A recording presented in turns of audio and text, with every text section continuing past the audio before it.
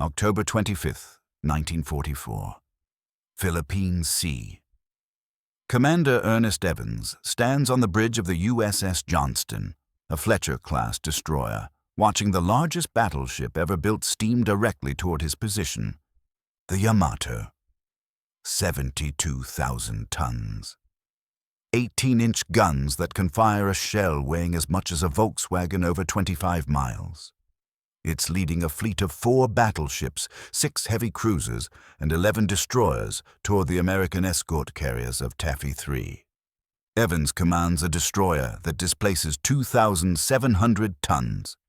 His largest guns are 5-inch. At maximum range, his shells will bounce off Yamato's armor like pebbles off a tank. He orders full speed ahead, directly at the Japanese fleet. This is the Battle off Samar, the most lopsided naval engagement in American history. And what happens in the next 2 hours will prove that tonnage and firepower don't always determine the winner. The setup is a disaster. Admiral William Halsey has taken the main American fleet north, chasing Japanese carriers. He's left the escort carriers of Taffy, 3 undefended. These are small carriers, converted merchant ships designed to support ground troops. They carry anti-submarine aircraft and ground attack planes. Nothing that can fight battleships. Protecting them are 7 destroyers and destroyer escorts. Small ships with limited armament. They're supposed to screen against submarines and aircraft, not engage surface fleets. At 6:45 a.m., lookouts on the escort carrier USS Fanshawe Bay spot Pagoda masts on the horizon. Japanese battleships. The entire center force under Admiral Kurita 4 battleships, including Yamato. 6 heavy cruisers. Destroyers. The most powerful surface action group in the Japanese Navy.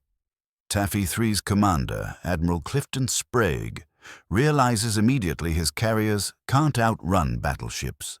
The carriers make 17 knots. The Japanese battleships make 27. They'll be in gun range in 30 minutes.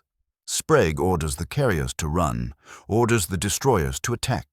It's a suicide mission, and everyone knows it. The destroyers have to charge directly at the Japanese fleet, get close enough to launch torpedoes, and hopefully create enough chaos to let the carriers escape. Commander Evans doesn't wait for orders. The moment he sees the Japanese fleet, he orders Johnston to flank speed and turns toward the enemy. His executive officer thinks he's misheard.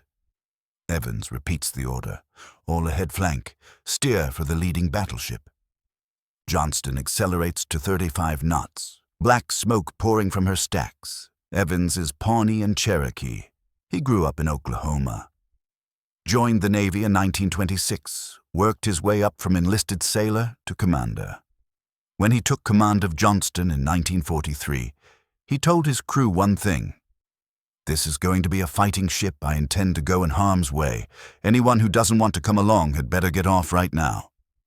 Nobody got off. At 7:10 a.m., Johnston closes to 18,000 yards. The Japanese battleship Congo opens fire. 14-inch shells bracket the destroyer, throwing up geysers of water 100 feet high. Evans doesn't alter course. He's committed now. The only way out is through. At 10,000 yards, Japanese cruisers start firing 8-inch shells. They're more accurate at this range. One shell hits Johnston's bridge. The explosion kills 3 men and severs Evans' fingers on his left hand. He wraps the hand in a rag and keeps commanding. At 7:15 a.m., Johnston launches 10 torpedoes, all of them at the heavy cruiser Kumano, leading the Japanese formation. Evans knows the battleships are too far away, too heavily armored, but if he can hit a cruiser, he can disrupt the formation. The torpedoes run hot and true.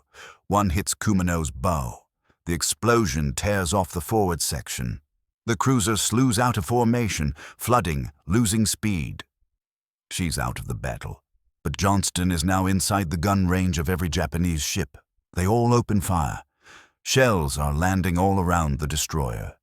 The crew feels the concussions through the hull. Shrapnel is tearing through the superstructure.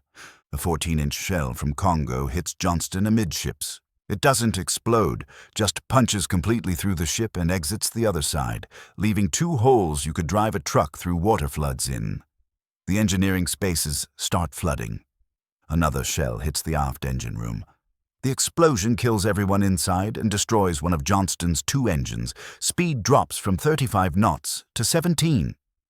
The ship is trailing oil and listing to port. Evans orders smoke. Johnston starts making chemical smoke, laying a screen between the carriers and the Japanese fleet.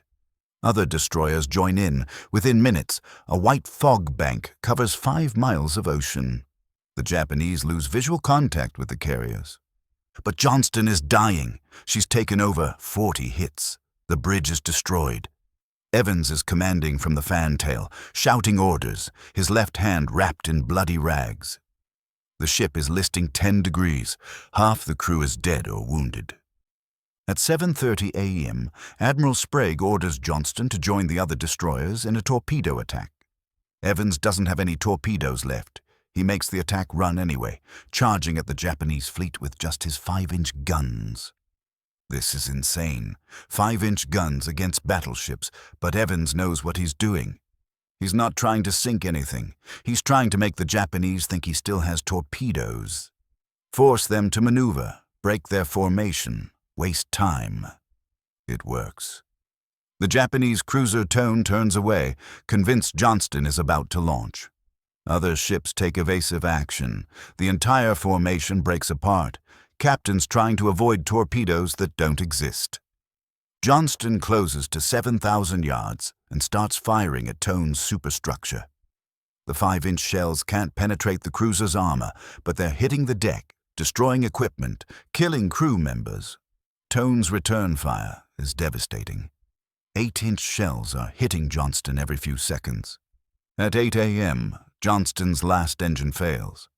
The ship is dead in the water, listing 20 degrees. Fires burning throughout the hull. Half the crew is casualties. Evans orders abandon ship.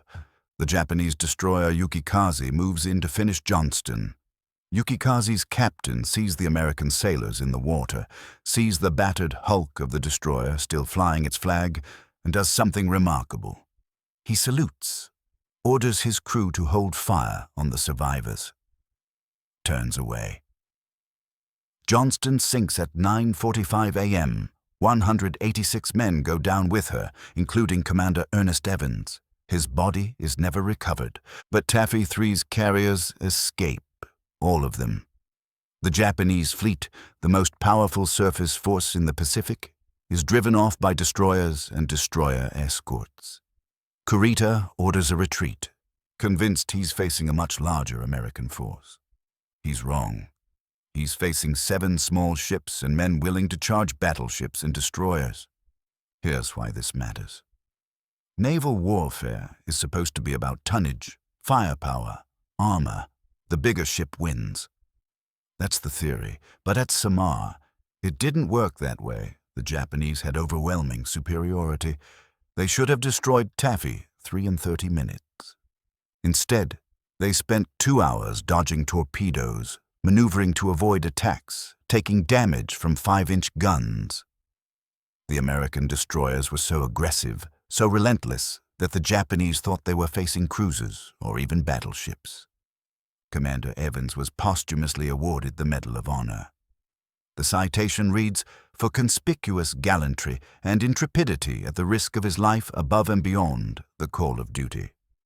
His name is on the wall at the Naval Academy. His ship is legend. USS Johnston received the Presidential Unit Citation. She's one of the most decorated destroyers in U.S. Navy history.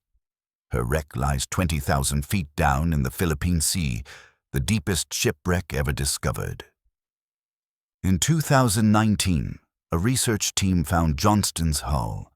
The bridge is destroyed, the hull is shattered, but the 5-inch gun mounts are still pointed toward where the Japanese fleet would have been, still fighting. Still defiant, because sometimes the ship that wins isn't the biggest or the most powerful. Sometimes it's the one that refuses to run.